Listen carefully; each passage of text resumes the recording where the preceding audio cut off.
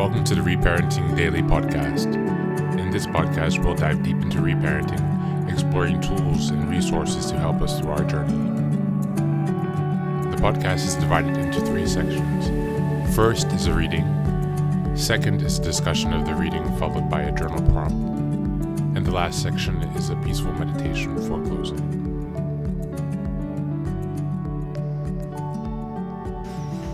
Good morning, good afternoon, and good evening from whenever and wherever you're joining us today. Thank you for being with us. Appreciate it.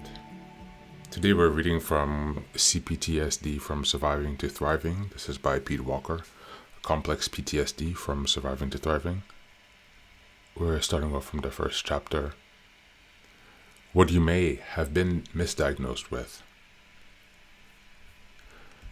I once heard renowned traumatologist John Beer quip that if CPTSD were ever given its due, the DSM, the Diagnostic and Statistic Manual of Mental Disorders, used by all mental health professionals, would shrink from its dictionary-like size to the size of a thin pamphlet. In other words, the role of traumatized childhoods in most adult psychological disorders is enormous.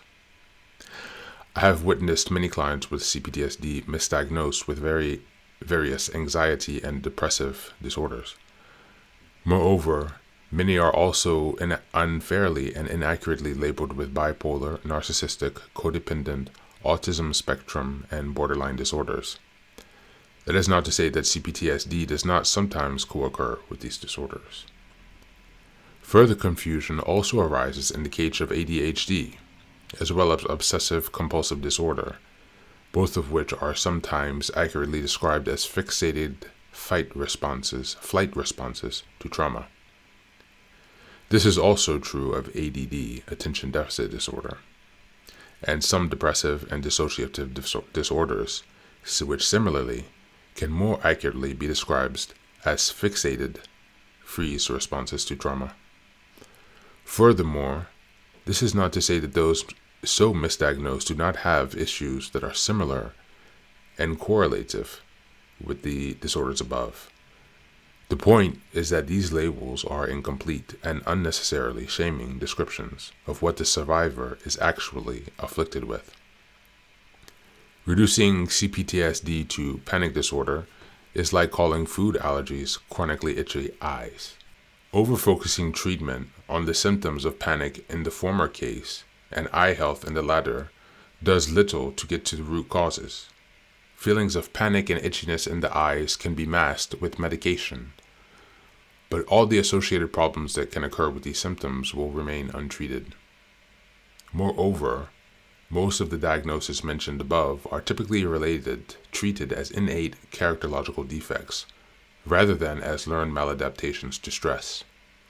Adaptations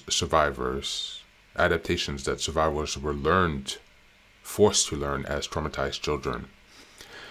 And more importantly, because these adaptations were learned, they can often be extinguished or significantly diminished and replaced with more functional adaptations to stress.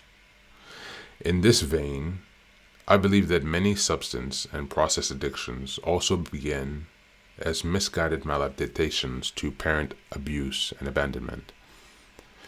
They are early adaptations that are attempts to soothe and distract from mental, emotional, and physical pain of CPTSD. Thank you for joining us, and that's the reading for today.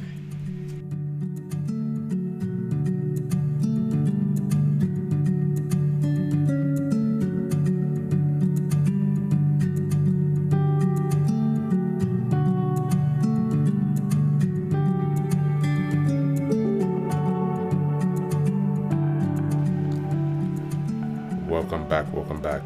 Pete Walker does it again with an excellent reading. An excellent book. I do highly suggest this. It's one of the best that I've read. Keeps CPTSD from Surviving to Thriving.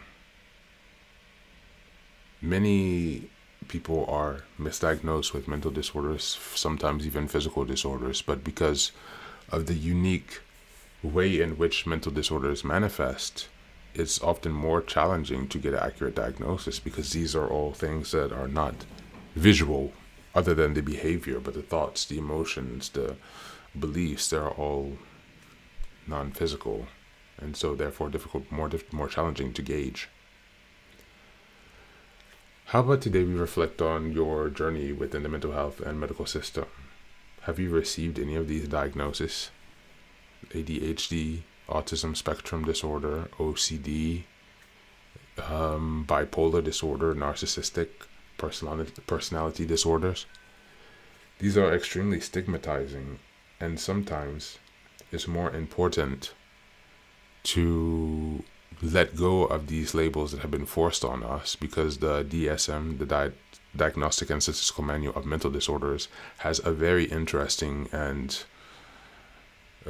dare I say, disappointing past. The manner in which it was created is quite unscientific, and yet that is one of the first or second renowned manuals of mental disorders. And so actually, if you take some time to read about how truly pathetic the DSM is in terms of its effectiveness in diagnosing and understanding mental disorders, you would be quite surprised. So I do encourage you to take some time to read into the history of the DSM, how it was created. There are some documentaries on YouTube that are quite great.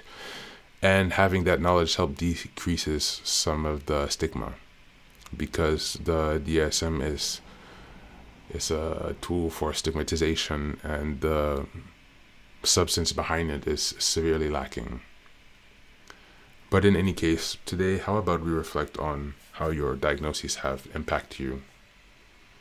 Have they been beneficial, or have they hindered you further and caused more problems? Have you found that you've been able to get resources for your specific disorder? Did you know about CPTSD at the time that you received the other diagnoses, if you had one? And how do you think this new knowledge that you might have been or might be misdiagnosed at the moment, how do you feel to that information?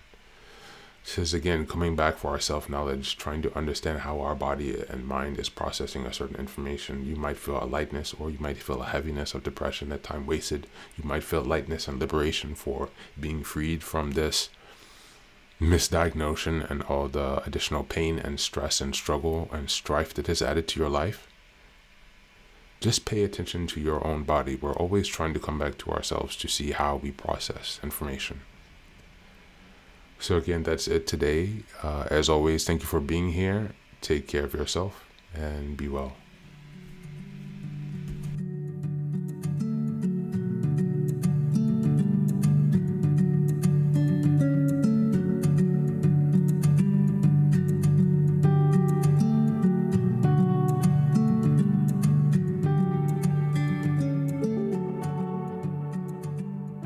And now, let us move on to the final section, the meditation.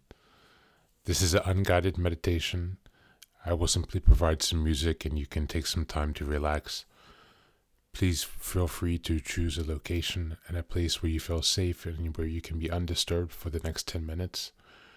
You can choose to be sitting down, standing, as you like, wherever you are most comfortable.